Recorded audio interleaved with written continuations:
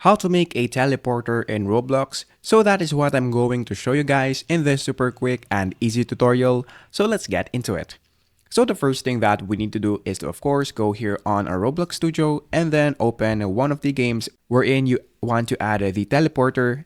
So what we're going to do first is to add a part right here. So just go on the model and then let's click this part. And once it is right here, let's duplicate this.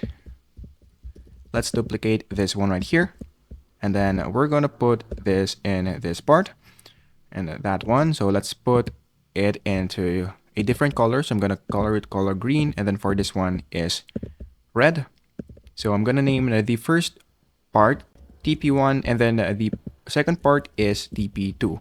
Now the next thing that we need to do right here is to click the plus icon beside this one and then click script.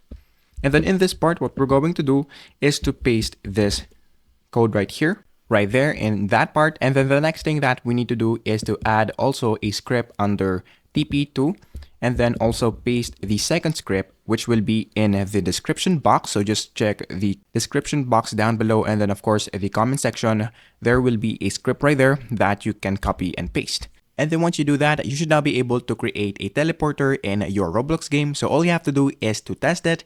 And that is basically it. That is how to make a teleporter in Roblox.